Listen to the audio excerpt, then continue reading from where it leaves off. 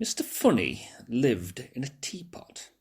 It had 2 bedrooms, a bathroom, a kitchen, and a living room, and it suited Mr. Funny very nicely. One day Mr. Funny was having lunch. He wasn't very hungry, so he only had a daisy sandwich and a glass of toast. Delicious, he murmured to himself as he finished his funny lunch. After lunch, Mr. Funny decided to go for a drive in his car. Mr. Funny's car was a shoe. Have you ever seen a car that looks like a shoe? It looks very funny. As he drove along, everybody who saw him laughed to see such a funny sight. He passed a worm at the side of the road. The worm thought that Mr. Funny in his funny car was the funniest thing he had ever seen. He nearly laughed himself in 2. He passed a pig in a field. The pig thought that Mr. Funny in his funny car was the funniest thing she had ever seen. She nearly laughed her tail off.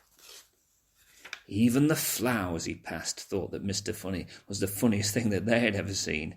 They nearly laughed themselves out of the ground. Eventually, Mr. Funny came to some crossroads. He didn't know which way to go, and so looked at the signposts. One of the signs said, "To the zoo." That'll be fun, thought Mr. Funny to himself. So he drove his shoe towards the zoo. When he arrived at the gate of the zoo, he stopped. It was closed. I'm sorry," said the zookeeper. "We've had to close the zoo because all the animals have got colds, and they're all feeling very sorry for themselves." "Oh dear," said Mr. Funny. And then he thought, "Perhaps I can help to cheer them up," he said. "Well," said the zookeeper, "it's worth a try." He opened the gate. Mr. Funny drove into the zoo in his shoe. The first thing he saw was an elephant. It was true. The elephant was feeling very sorry for herself, very sorry indeed. Mr. Funny stood and looked at the sad-looking elephant. The sad-looking elephant stood and looked at Mr. Funny. Oh dear. And then, do you know what Mr. Funny did? He pulled a funny face. Mr. Funny, as you'd imagine, is very good at pulling funny faces. The elephant giggled. She'd never seen anything so funny. Mr. Funny pulled another funny face. The elephant burst out laughing. The elephant laughed and laughed and laughed. She laughed so hard she nearly laughed her trunk off. And she felt a lot better. Mr. Funny then went over to the lion house.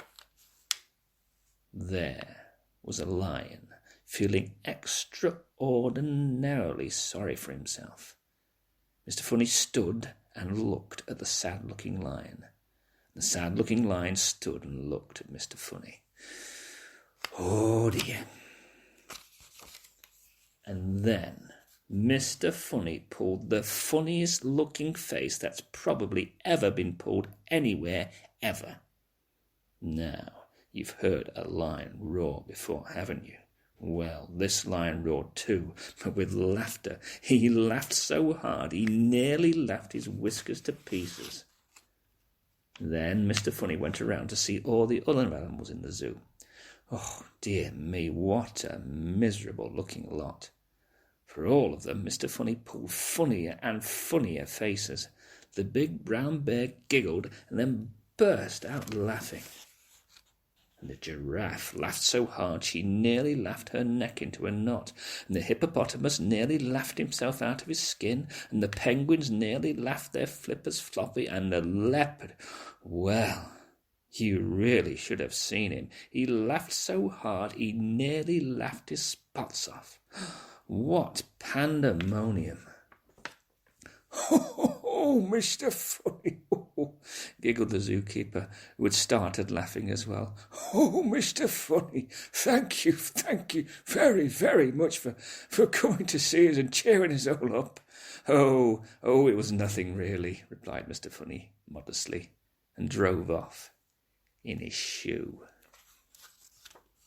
Later, when Mr. Funny arrived home, he chuckled to himself. "Well," he said, "that's the end of another funny day." And he parked his shoe and went inside his teapot. And, because he was feeling thirsty, he made himself a nice hot cup of cake.